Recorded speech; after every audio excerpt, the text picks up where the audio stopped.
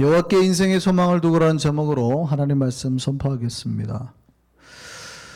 우리가 살다 보면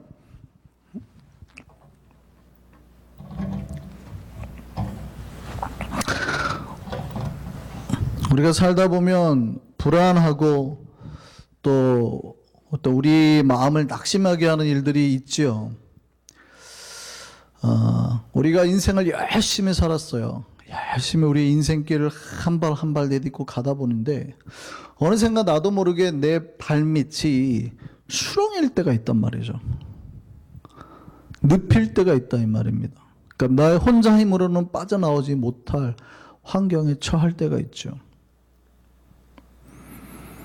그럴 때는 그러니까 내 혼자 힘으로는 나오지 못하니까 반드시 누군가의 도움을 받아야 된다 이 말이에요. 사람들은 그때 자기가 정말 혼자 힘으로 벗어날 수 없다라는 그 어려움에 처할 때는 나를 도울 수 있는 존재를 찾게 됩니다. 이때 우리가 누구에게 도움을 요청하냐, 이때 우리가 누구에게 도대체 내가 살 소망을 누구에게 두냐 이 말이죠. 내 삶이 스스로 힘으로 빠져나올 수 없다고 생각하는 최악의 문제 때 도대체 우리는 누구를 의지하는가에 대한 질문입니다. 여러분이 회사를 다녀요. 여러분이 사원인데 여러분이 그 회사에서 어떤 큰 실수를 했어요. 누군가에게 도움을 요청해야 되지 않겠습니까? 누구에게 요청을 하시면 좋을까요? 부장님? 과장님? 아니면은 좀 전무나 상무? 근데 만약에 사장이 내 친구면, 사장님이 내 친구면 여러분 뭐라 그럴까요? 다른 사람들이 불안해하죠. 김대리, 큰일이야. 괜찮겠어? 그럼 뭐라 그러겠습니까? 걱정하지 마. 사장이 내 친구야. 라고 큰 소리 치지 않을까요? 안 그러세요? 갑자기 또 표정이 여러분 큰 죄를 짓게 됐습니다. 예를 들어서 마약을 하게 됐고 혹은 폭력을 행해서 누군가를 때려가지고 경찰서에 잡혀갔습니다. 근데 자기 아버지가 장관이고 국회의원이고 대통령이면 뭐라고 그래요? 걱정하지 마. 우리 아버지가 권력자야. 라고 하지 않을까요?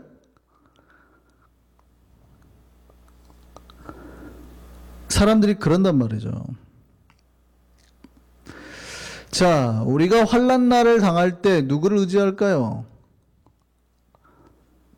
세상 사람들은, 안 믿는 사람들은, 멸망으로 가는 사람들은, 죽을 사람들은 그렇게 해요.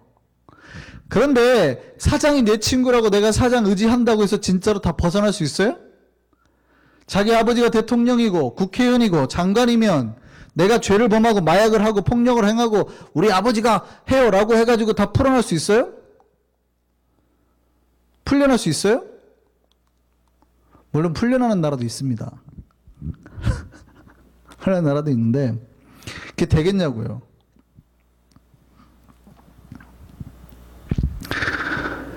우리는 환난날에 도대체 누구를 의지하는가에 대한 질문입니다. 그런 사람들은 뭐 어차피 넌 크리스찬이고 멸망할 자손이니까 그렇다 치고, 크리스찬으로 도대체 우리가 환난날, 그러니까 정말 내 힘으로 빠져나올 수 없을 것 같은 그런 수렁, 정말 허우적대도 도대체 여기를 못 빠져나올 것 같은 거예요.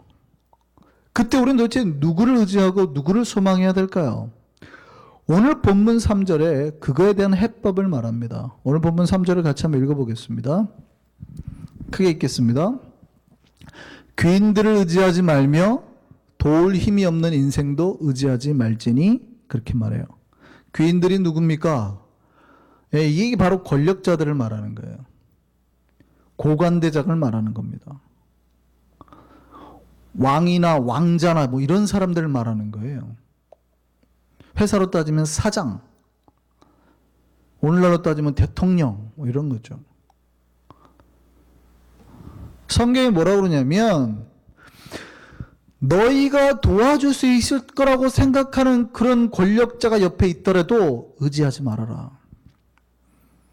왜냐하면 걔네는 진짜 니네를 도울 힘이 없어 라는 말이에요. 너희에게 진짜로 권력이라고 생각되는 대통령이 네 친구를 하더라도 의지하지 말아라, 그 얘기입니다. 우리는 쉽게 사람을 의지해 버립니다. 우리 아버지가 돈 많아. 쉽게 의지해 버립니다. 성경은 뭐라고 그래요? 의지하지 말아라. 그게 너희의 힘이 못 될 것이다. 이렇게 얘기하는 거예요. 절대 귀인들을 의지하지 말라. 인간도 인생도 의지하지 말아라. 그럼 도대체 누구를 의지해야 되는 거? 누구를 의지하라는 얘기인가요? 우리가 낙담했을 때, 우리가 정말 마음이 불안해가지고, 정말 우리가 두근두근 거리고, 야, 죽을 것 같아 라는 생각이 들 때 도대체 누구를 의지하라는 얘기예요? 시편 43편 5절 말씀 보죠. 같이 읽겠습니다. 내 영혼아, 내가 어찌하여 낙심하며 어찌하여 네 속에서 불안해하는가? 너는 누구에게 소망을 들어요? 하나님께 소망을 들어요. 하나님께 소망을 들어요. 신자에게 하나님께서 하시는 말씀이 세상에서 네가 의지할 게 네 자식이 아니야, 네 부모가 아니야, 권력이 아니야, 어떤 강력한 힘을 가진 권력가가 아니야. 그런 인생을 의지하지 말어. 그런 것들은 다 지나가는 거야. 어떤 홀로 된 부모님들 중에 그런 분들이 있어요. 아들 외아들이면 이놈이 자기 인생의 전부인 거냐 막 애지중지 키웁니다. 노후에 그 아들 하나만 바라보고.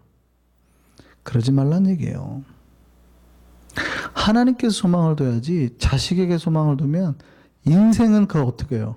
그 자식 사라지면, 교통사고로 만약에 죽거나 아들이 나중에 결혼했더니 몰라라 하고 하면 무너져 버리는 거예요. 무너져. 자기가 의지하는 것이 사라져 버리니까 인생이 무너져 버리는 거예요.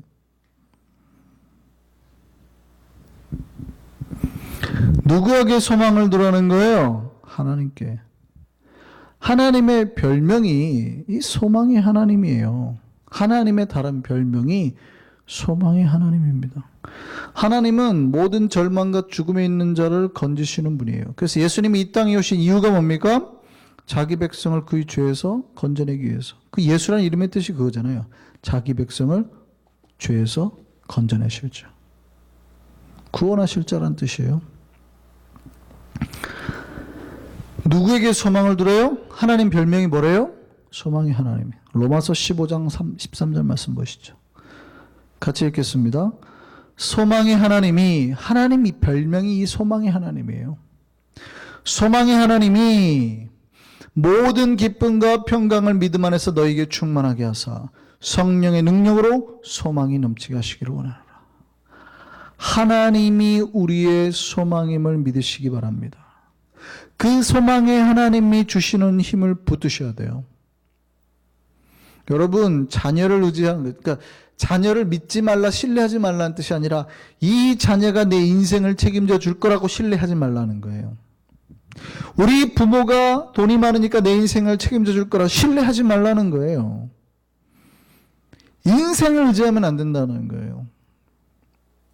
근데 그렇게 말해도 사람들이 꼭 인생을 의지하다가 나중에 지지대가 무너져가지고 꼭 좌절과 절망을 한번 맛보게 되죠. 하나님이 우리의 소망이요, 하나님이 우리의 힘임을 믿으시기 바랍니다.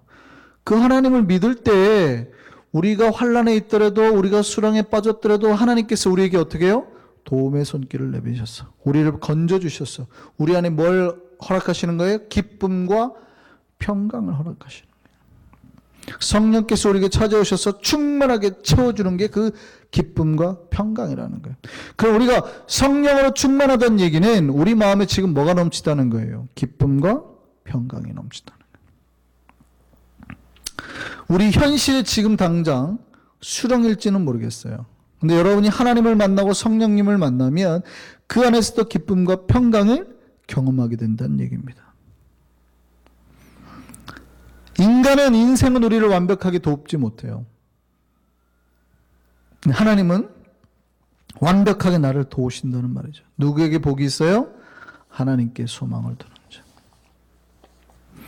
시편 오늘 본문입니다. 146편 5절 말씀 보시죠. 같이 읽겠습니다. 야곱의 하나님을 자기의 도움으로 삼으며 여호와 자기 하나님에게 자기의 소망을 두는 자는 뭐가 있어요? 복이 있도다. 누가 복이 있어요? 하나님께 소망을 두는 자. 하나님께 소망을 두는 자가 복이 있다는 거예요. 여러분 복 받고 싶으시잖아요. 그 복을 누가 받습니까? 우리 아빠가 돈이 엄청 많은 부자야. 내 친구가 사장이다. 그런 사람에게는 복이 없다는 거예요. 환난 날에 반드시 망하게 된다는 거예요. 큰 문제가 오면 그 소망의 그 지지대가 무너지고 쓸려가는 거예요. 누구에게 소망을 두는 자? 하나님께 소망을 두는 자.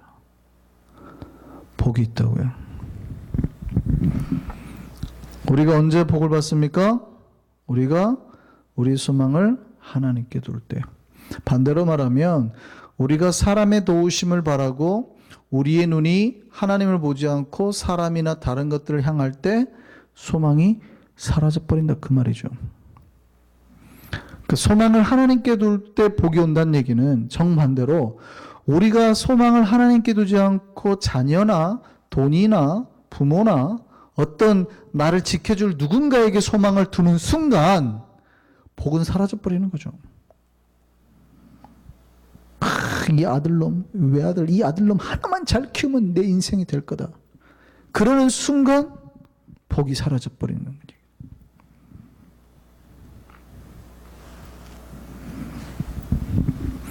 그 얘기는 지금 우리가 누구를 의지하고 있는가? 누구를 의지하고 있는가? 하나님을 의지하라는 거예요. 근데 이제 여기서 우리가 문제가 있어요. 우리가 하나님을 의지하지 못하고 그래도 힘 많은 친구 사장, 권력 있는 우리 아버지, 장관이나 국회의원이나 대통령을 의지하는 이유가 뭡니까? 돈 많은 우리 자식이나 부모를 의지하는 이유가 뭐냐고요? 눈에 보이니까요.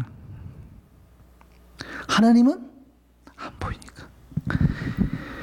이게 엄청난 문제인 거예요. 그러니까 신자들이 하나님 앞에 소망을 두려고 하면 하나님이 보여야 된다는 얘기예요. 사람들이 하나님 앞에 소망을 두지 못하는 이유는 하나님이 눈에 안 보이니까. 눈에 당장 보이는 장관인 우리 아버지를 사고가 나면 장관인 우리 아버지한테 전화를 하지 기도하겠냐고요, 그 순간에. 왜요?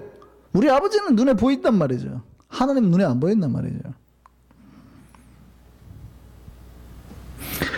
그래서 신자들이 하나님께 소망을 두기 위해서는 하나님을 눈에 보이게 하는 방법이 있어요.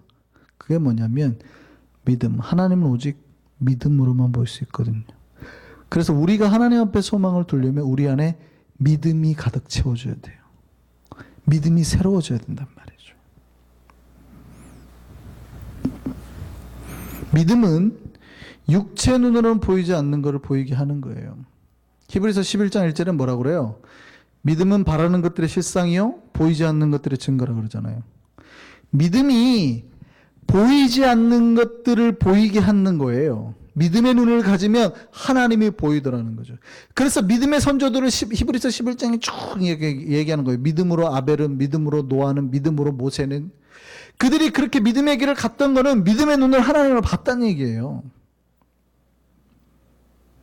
우리가 하나님 앞에 소망을 두지 못한 이유가 뭡니까?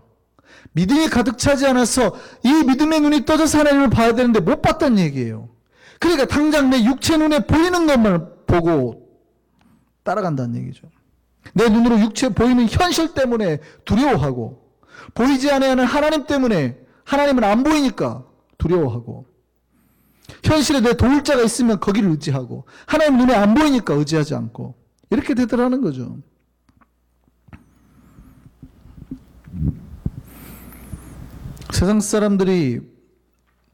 세상 사람들은 하나님을 보지 못합니다.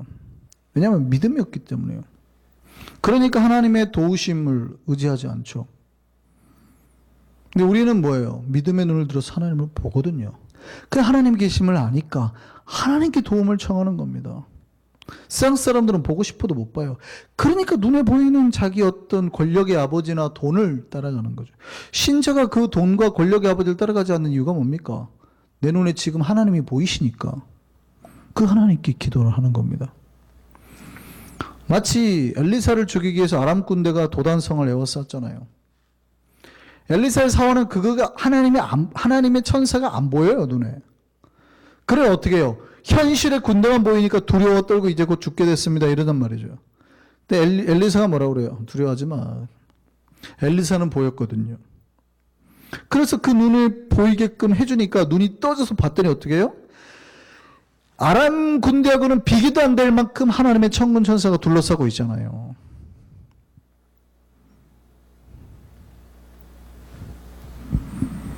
하나님의 도우심은 세상의 눈으로는 보이지 않고 믿음의 눈으로만 보여요.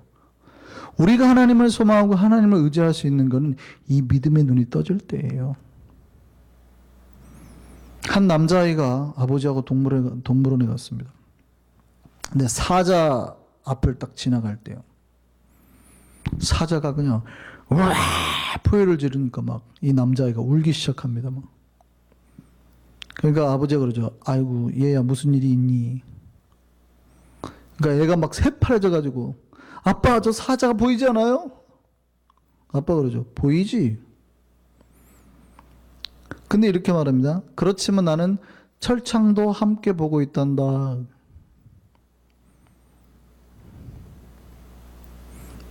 우리 눈에 뭐가 보여야 돼요? 철창이 보여야 되거든요. 내가 이미 건짐을 받았다는 게 깨달아져야 되거든요. 나는 구별됐다라는 게 환난으로부터 구별됐다라는 게 깨달아져야 되거든요. 하나님의 눈이 하나님의 도우심으로. 근데 사람들이 사자가 어흥 하는 순간 사자 소리에 기겁해가지고 철장은 안 보여요. 사자만 보이는 거죠. 내 눈앞에 당장 닥친 환난. 사자가 지금 내 눈앞에 있다니까요. 있지. 누가 뭐래요. 사자가 내 눈앞에 있는 것만 보여봐. 죽었구나. 뭐 이러고 있는 거예요. 근데 아빠는 사자가 1m 앞에 있어도 놀라지 않죠. 왜요? 철창 안에 있으니까. 철창도 함께 보이는 거거든요. 이 철창은 믿음의 눈이 있을 때 보이는 거예요. 하나님의 도우심이. 근데 사람들은 사자가 으악 하면 그 소리에 막 놀라가지고 사자가 1m 앞에 있자니까요. 있지. 누가 뭐래요. 근데 하나님의 도우심도 보여야 된다 이 말이에요. 믿음이 없는 사람들은 환난이 닥치면 그 환난만 봐요. 내가 이미 구원받았고 내가 이미 구별되었음을 보지 못하고 눈앞에 닥친 현실만 봐요. 충격을 받아요. 죽었구나. 믿음이 어린아이와 같을수록 그런 일이 자주 발생합니다. 여러분 혹시 사파리 해보셨나요? 사파리가 뭐냐면 자동차를 타고 실제 동물들이 사는 지역을 들어가는 거 아니에요. 한국에도 이제 용인 네버랜드 들어가면 그 사파리 코스가 있습니다. 차를 타고 유리가 그럼 사자가 득 하고 막 차에 올라타기도 하고 합니다. 제가 실제 케냐에서도 사파리를 한 적이 있는데요. 거기는 유리도 없어요. 그냥 철망 같은 찝차 이렇게 어쨌든 걸어 가는데 저기 사자가 있어요. 그냥 밀림 항복판으로 들어간 거니까. 밀림 항복판이라도 그런 게 아니고 차를 타고 그냥 밀림을 하루 종일 들어가야 돼요. 그냥 거기 사파리는. 사자 하나 보려면 1시간 타고 가고 악어 하나 보려면 2시간 타고 가요. 진짜 지루해요. 어쨌든 그냥 정글 한복판에 뚝 하고 떨어진 거 아니에요. 거기는 이제 대신에 항상 그 가이드가 하는 말이 있어요. 소변이 마려도 절대 내리지 말아라. 소변 마렸다고 내렸다가는 큰일 나죠. 언제 사회가 올지 모르잖아요. 그거만 못하게 해요. 근데 예를 들어서 여러분이 사파리를 했어요. 용인 에버랜드에서 차를 타고 갑니다. 사자가 뚝 하고 유리창에 발을 올린다고 해서 여러분이 으악 따죽아 이럴 거예요? 사자가 내 눈앞에 보이잖아요. 10cm도 안 되죠. 앉아있으면 사자가 막 이렇게 하면 으악 이럴 거예요? 안 그러잖아요. 왜 안 그래요? 왜? 우리 한주나 특별히 한인은 훨씬 심하겠죠. 한 주는 그래도 괜찮을 겁니다. 한이 정도 되면 아마 자지러질 겁니다. 막 난리가 날 겁니다. 왜요? 그 아이는 인식을 못하는 거예요. 어린아이면 어린아이일수록 인식을 못하는 거예요. 자기가 안전하다라는 인식을 못하는 거예요.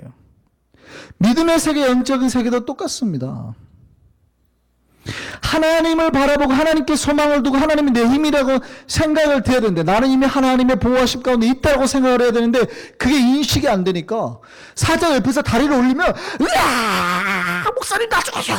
한번 목사님 나 죽어요. 아이 괜찮아요. 좀 가만히 계세요. 아 죽는다고! 목사님 나 죽는다고!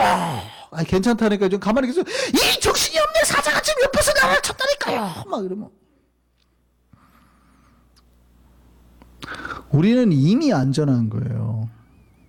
믿음의 눈을 들어서 보라니까요. 하나님이 어떻게 우리를 지키시는가. 성경이 수없이 두려워하지 말라, 놀라지 말라, 내가 네 하나님이 됨이라 라고 말하는 이유가 뭡니까? 인간들이 믿음의 눈을 뜨지 못하니까 하나님이 보호하시는 이게 안 보이는 거예요. 내 눈에 환난 가운데 보이는 눈만, 현실만 보이는 거예요. 현실만 막. 죽었네.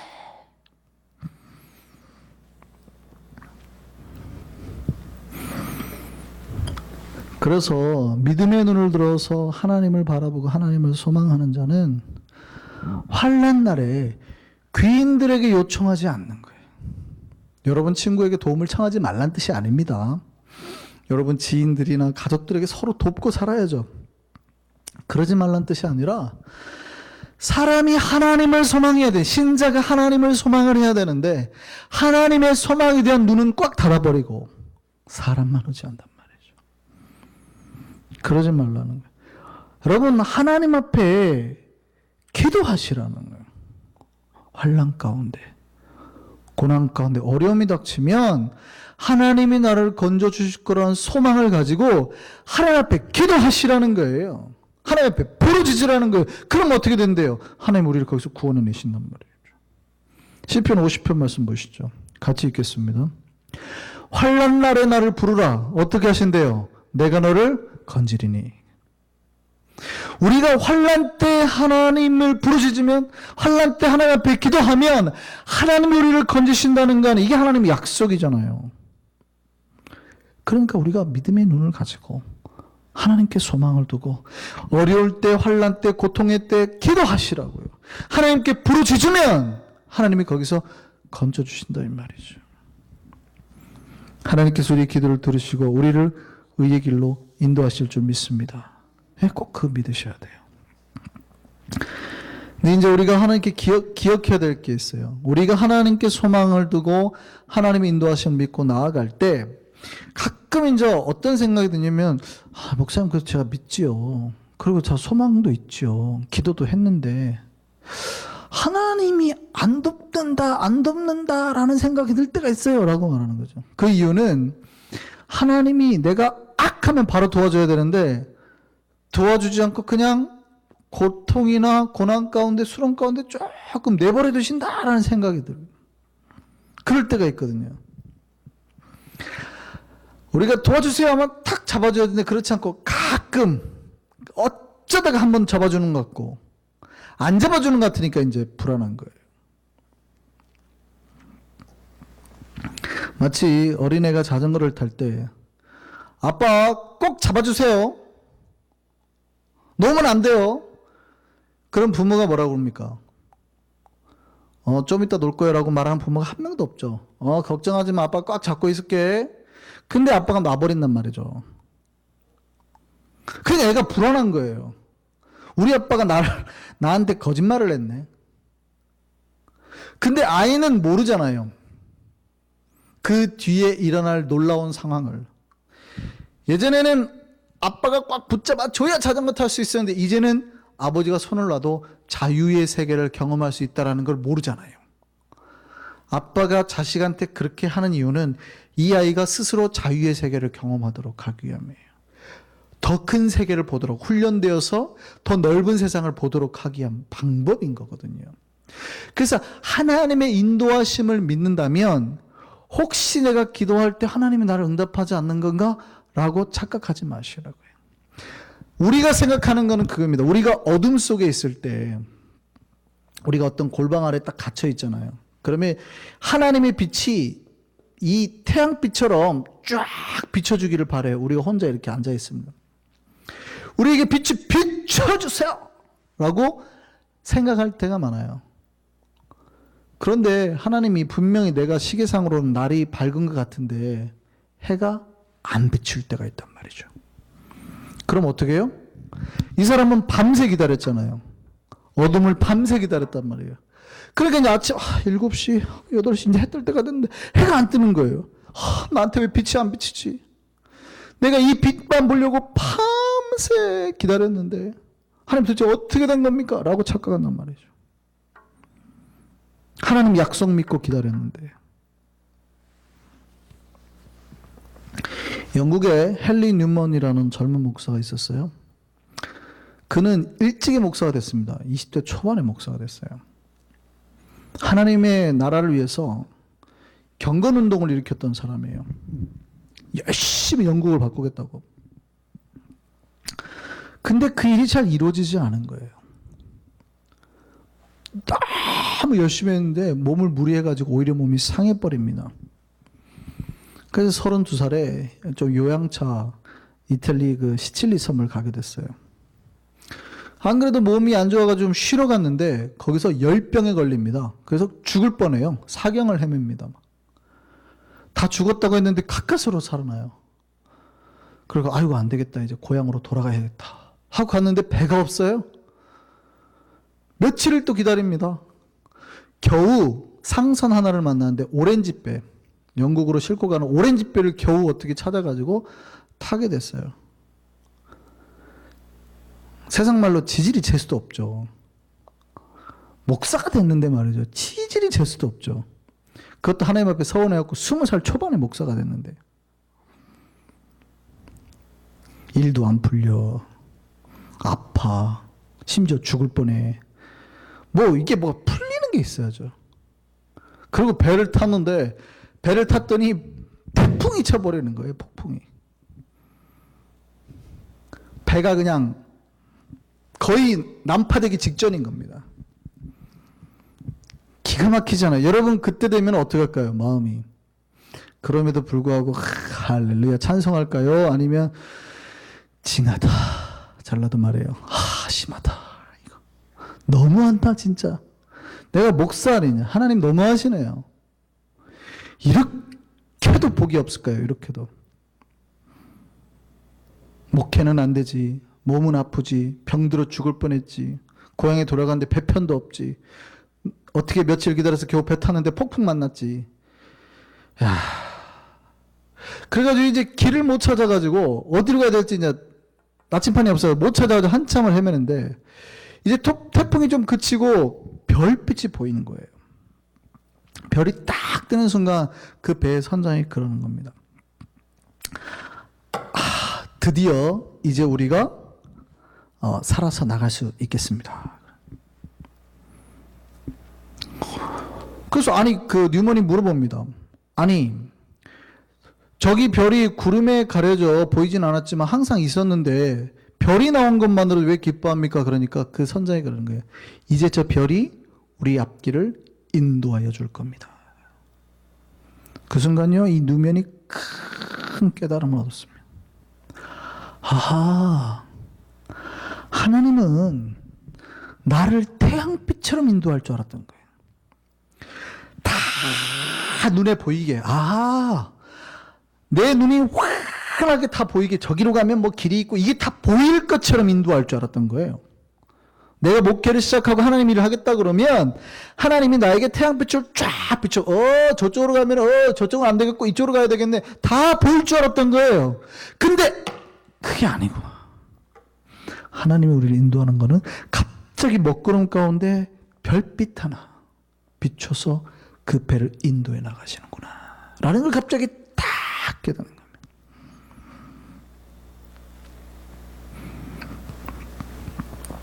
그리고 갑자기 영감을 얻어서 시를 하나 쓰게 됩니다. 그리고 선원들하고 같이 기도하자고요. 그리고 살아납니다. 그때 썼던 시가 찬송가 379장이에요. 내 갈 길 멀고 밤은 깊은데 빛 대신 주 저 본향집을 향해 가는 길 비추소서. 내 가는 길 다 알지 못하나 한 걸음씩 늘 인도하소서. 영원히 그렇게 내 가는 길 알지 못하나 주님 한 걸음씩 늘 인도하여 주옵소서. 주님은 우리를 어떻게 인도해요? 한 걸음씩 인도한다는 걸 깨닫는 거예요. 우리가 소망의 눈을 뜨면 하나님 반드시 도우시는데 그 도우시는 방법은 어떻게 해요? 한 걸음씩 막 저기 멀리까지 다 보여주고 저기로 가가 아니라 한 걸음씩 인도한다는 거예요. 그 얘기는 우리가 하나님 계획을 다 알지 못하는 거죠. 그럼에도 불구하고 하나님께 인생의 소망을 두고 나아가면 주님은 반드시 우리를 그 폭풍에서 벗어나서 본향으로 고향으로 인도해서 우리에게 진짜 쉼을 허락하신다는 말이죠. 그 은혜와 믿음을 가지고 하나님을 바라보라는 거예요. 하나님을 소망하라는 거예요. 그 소망 가운데 이 믿음의 길을 걸어가라는 거예요. 우리 인생의 환난 가운데 어려움 가운데서도 주님께서 우리를 인도해 주실 걸 믿고 우리의 인생의 길 소망을 품고 하나님만 의지하고 환난 날에 기도하면서 이 믿음의 길 걸어갈 수 있는 저와 여러분 되기를 소망합니다. 우리 찬송가 379장 같이 한번 부르시죠. 찬송가 379장입니다.